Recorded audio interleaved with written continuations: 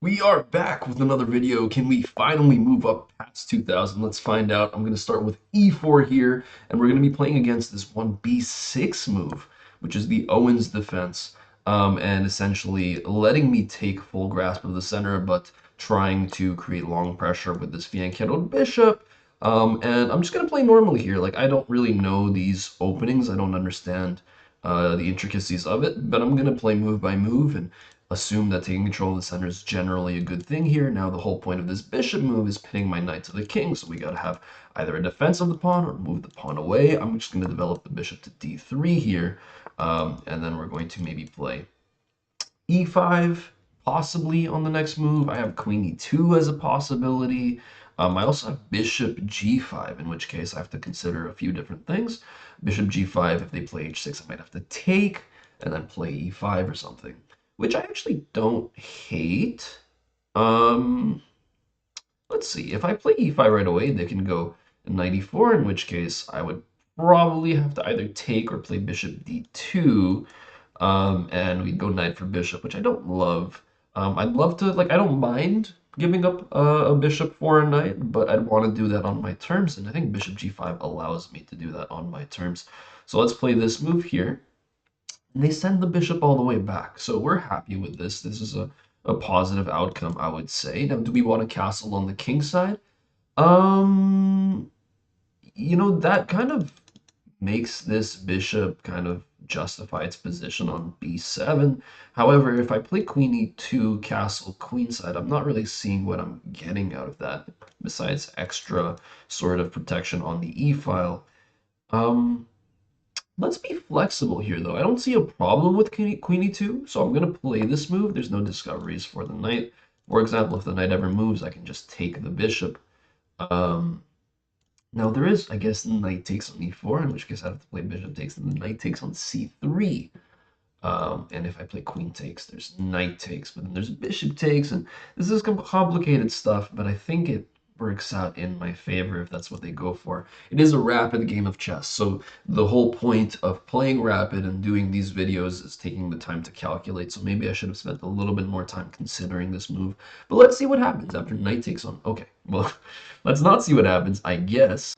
Hey there! Thanks so much for watching the video. I hope you're enjoying. If you are, please do consider liking the video and dropping a comment below and subscribing to the channel if you haven't already. It's completely free to do. It helps me out a lot, and I appreciate your support a ton. Now, let's get back to the game. Now, do I castle on the queen side or not? I have the opportunity to give a check with bishop b5. I don't think it's actually doing anything of value. I also can play d5. And d5 here, I don't think I hate.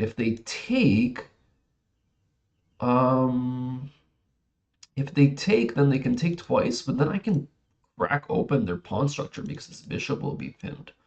So that's a possibility. I also don't have to rush. I can just castle. Let's castle on the queen side. It's kind of what I wanted to do here. Um, Although now if I castle on the queen side after knight takes, anything takes back, bishop takes comes with check. Although I just realized knight takes, and we have two defenders of this bishop. So I can castle on the queen side. Let's do that. And the point is we're going to try to play for e5 and try to open up this rook on this d file and put pressure against the queen. Now, they're trying to kick out my bishop. Do I really care? I know I said bishop takes, in which case pawn up. If they take with the bishop first and queen takes hits the rook on the edge there. Let's just take here. I don't want to allow this sort of counterplay on the king side. So I'll just take, and then I'll play e5, and I'm going to argue that this position is decent for me. If they take, obviously it opens up my rook, which is what I want, and if they push, well, they're closing in their own bishop. That can't be that good. So they do take, and now maybe they're thinking of taking here, which would probably be a mistake, I would imagine, because of the fact that queen takes hits the rook. Okay, now I can go knight takes, but then that brings the queen out of the pressure. So I don't love that necessarily. Let's just slide the king over. I don't see a problem with this move. We'll slide the king over. They're probably going to castle. That would probably be the logical move here. Okay, so they play this move. Now I can go knight takes, queen takes, bishop here, but then they just push the pawn. What if I start with bishop b5? They're probably going to play c6.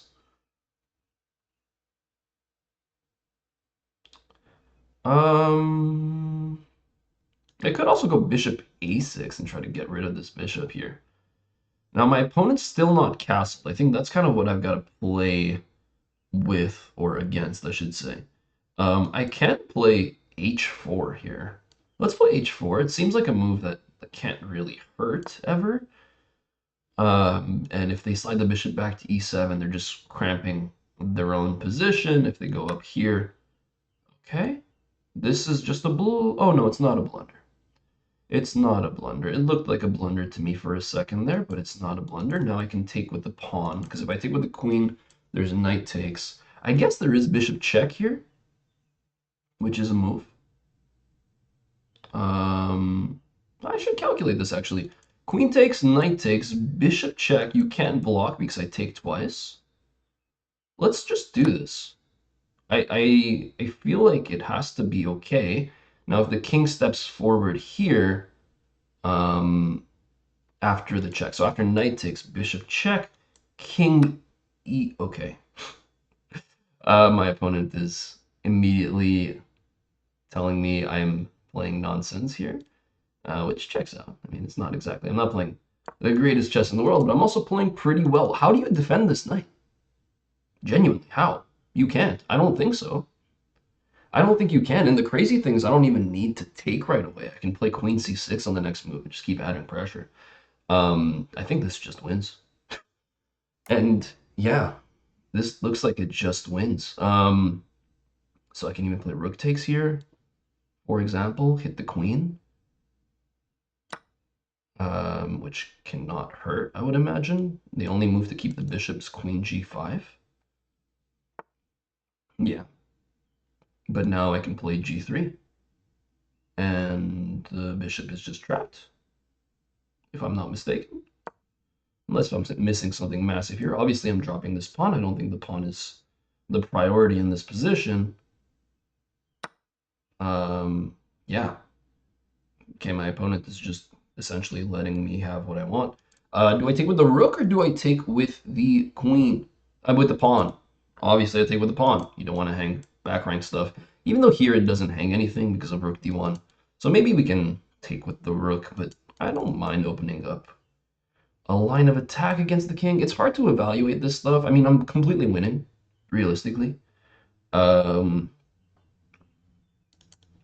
completely winning, but I'll just take with the pawn here. It's going to let me play queen g3 on the next move and try to trade off the queens. Note that my bishop is not something I'm worried about because the knight defends. I also have a nice tactic with rook takes on f7.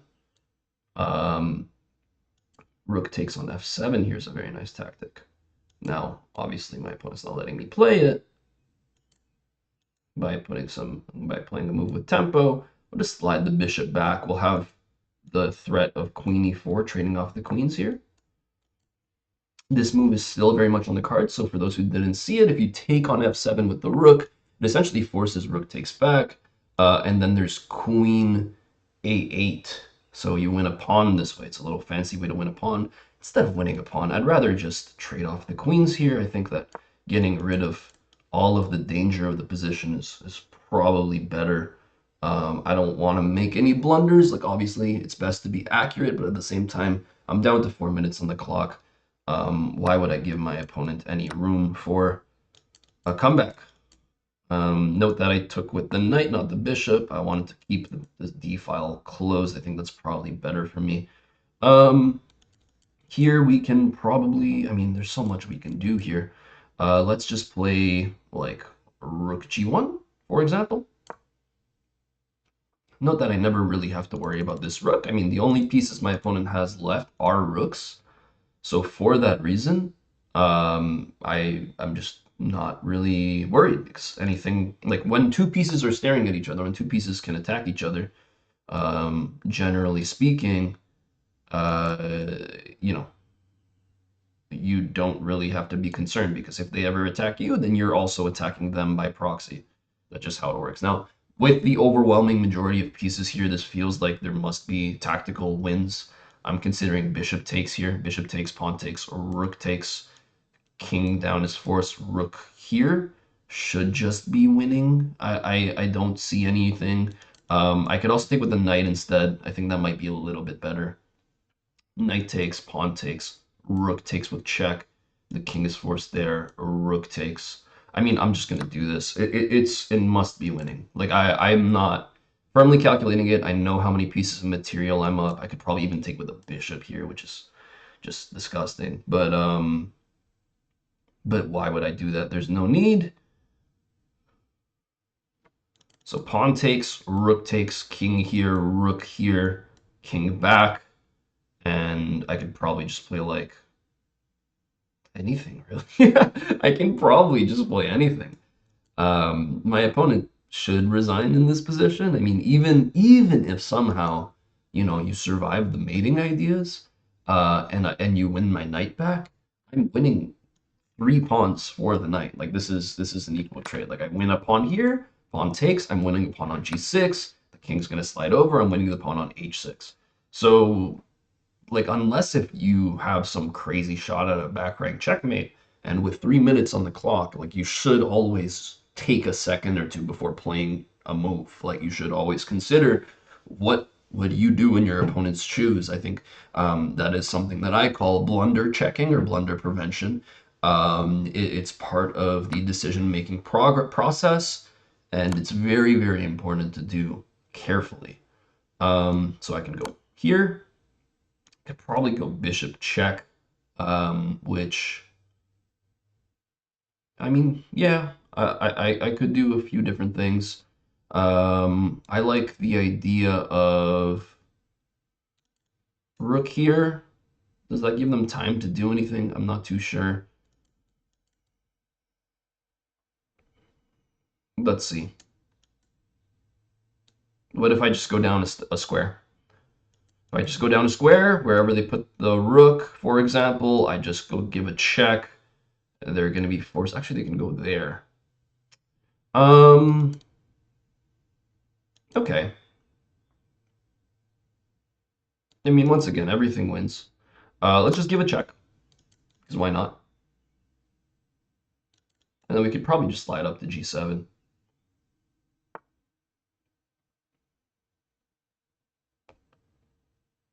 What's the easiest win here? If I could slide my rook over to the h file, that would probably be the easiest way to actually convert this game. Maybe I'll just go rook g7. Just to keep the pawn protected, I'm going to go rook g7, rook d g7. Okay, I mean, this is not serious. And now, for example, we'll go here, we'll go down, and we'll just win the game. Probably shouldn't give up back rank. That would be bad. Losing a game like this would be terrible. All right, and now they're gonna have to play this move, stop checkmate. They don't see the mate. Okay. Just a clean game, honestly, overall. I think there was a nice tactical spot earlier on. We'll take a look at the analysis and see how this game went. All right, well, a nice convincing win there. It started with the Owen's defense. This is not something I play, and it's not something I've ever studied, but generally speaking, when you don't have your opponent try to contest for the center of the board, it's a good idea to play according to chess fundamentals. So put the pawns on e4 and d4, develop your knights and your bishops towards the center. So that's what I aim to do, while also obviously ensuring that I'm defending my pawns. So continuing to develop the knights, and now here the bishop is pinning the knight to the king, so this pawn on e4 is hanging, so I just play bishop d3 to defend my pawn. They continue to add pressure, and here apparently the best way to continue would have been either queen e2, which is a move I considered. I didn't consider knight d2, so that's an interesting way to play, but I decided to go for bishop g5, which does allow h6, and this is something that I saw, and I thought, okay, well, if this happens, bishop takes, queen takes, and then I can maybe get away with playing like e5, although apparently that would have been bad here, but nonetheless, this is definitely a playable position. Thankfully, my opponent didn't try to test me right away. They brought the bishop back, allowed me to play queen e2. And the nice thing about queen e2 is it allows you to castle on the queen side or the king side, depending on what you feel is right. Kingside castling here would have still been good, but playing queen e2 is even better. And after they play d6, which is the best move, here I castle queenside. And I'm already +1 according to the evaluation. So I've done nothing too complicated, nothing too crazy, just developing my pieces, taking control of the center. You can just notice in general, like it's a lot harder for black to like make progress in the position without going for one of these pawn breaks, which is probably not a good idea before you're castled. So you got to castle, you got to put your knight somewhere without blunting your bishop. And black's pieces are just all behind this sixth rank here, while my bishop is in black's territory. My pawns are threatening to go forward. My knights and bishop is ready to jump in. So, this is overall a great position for me here after h6, bishop takes, and now e5 I correctly played here. And I'm glad I did. I didn't calculate all the intricacies to this move. The main thing I saw is that if they ever take on f3, trying to win material tactically here, well, it doesn't work because I have vision of a8. So they can't just do this right away. So they give this check first. Now, if I take with the knight, this just fixes a lot of black's problems. They get an active queen. They actually can probably take this pawn, although it might be ill-advised because it activates my rook. They could even take with the bishop here. But instead of doing that, I just played king b1 because I noticed my rook is on the same file as this queen. The bishop has a very nice check on b5. And in general, my king is just safer behind the shelter of these pawns. So just because you're able to not move your king after a check doesn't mean you shouldn't move your king. When you've already castled, moving your king to shelter is generally a good idea. And that applies here. So they play a knight d7, trying to, connect the rook with the queen, and hopefully once they've castled with the other rook. Here, apparently the best move in the position is bishop e4, trying to trade off the bishops, and I don't necessarily see why. Let's say bishop takes, queen takes, and let's say, for example, here can you castle? You can't really castle because knight takes would be, well, hold on. If you castle, it's not knight takes. What's the idea here that I'm missing? Ah, okay, there's like just a winning move, queen a4. And this is the idea that did win me the game. The fact that this knight was pinned to the queen after the move knight d7. So the point is to try to get rid of this bishop, because the bishop could add an extra layer of defense by sliding onto c8 or onto c6. So the point of bishop e4 is getting rid of this bishop and then going after this knight. So here after bishop takes, queen takes, they should probably try to move the queen out of the pin, I would imagine. But if they move the queen out of the pin, the rook has to be taken care of as well. So tactically, this is just winning, apparently. So like, let's say you play queen c8. Keep an eye on both of these things. Now you play h4, or apparently still... Oh, queen c6 is very nice. Queen c6 threatens, rook takes on d7. You can't take back with the king, obviously. And after rook takes on d7 and queen takes on d7, you win the rook back. And this way you're just up a piece. You're up a knight. Okay, so I didn't see this idea. I decided to play h4. Still a good move because it comes with a tempo, comes with a threat, so they have to address it, and here they collapsed. They should have just moved the bishop back, and if they moved the bishop back, this would have tested me a little bit. I would have needed to find the idea of trading off the light squared bishops, or perhaps getting my other pieces more active. I'm sure I would have seen something like this. The move that I would have liked to play was bishop b5, but bishop b5 just doesn't work because of c6, and so I'm glad I saw that as well. After bishop takes on f3, queen takes back, and now it looks like you could just take this pawn, but my opponent missed this bishop b5 move. So if they had taken the pawn, bishop b5 check, is crushing because you can no longer play c6 to block because now the bishop and queen are working together. And if you try to, I don't know, block with the knight, for example, bishop takes, queen takes, and all of a sudden this rook is hanging. So here, king e7 is kind of the only move. And then I would have needed to find a move like queen g3 here. Queen g3 is a fork. It hits both the knight and the bishop, and you are just winning material. If you try to defend both, like this, for example, with bishop f6, now... Ooh, what is the point now? I don't actually see it right away. I'm looking, I mean, I have the engine right above me, but I don't want to rely too much on it. Apparently it's f4, but it's hard to spot right away. The point is that after f4, the knight only has one good square, and that would be g6. And then you play h5, the knight is forced all the way back somewhere. I don't even know where you'd put it. Like if you put it on f8, that looks miserable. You're disconnecting the other rook. Oh wait, actually so blind. That's crazy. The point is that the queen was hanging this whole time.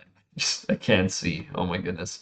Anyways, it goes to show you the power of an uncastled king here, like how to weaponize this. My opponent's just forced to give up the knight. Unfortunately, they didn't realize they're also losing the bishop. And here we just trade off the queens, keep it simple, and yeah, it's just a matter of not blundering here. Knight takes on e6, by the way, according to the engine, best move in the position. So, you know, that's nice to have the sacrifice kind of pay off. And here there was a forced mate. The forced mate took some time. Oh, wait, is there a forced mate? Yeah, there is. Rook takes h6, king here, and it would involve bishop h7 check.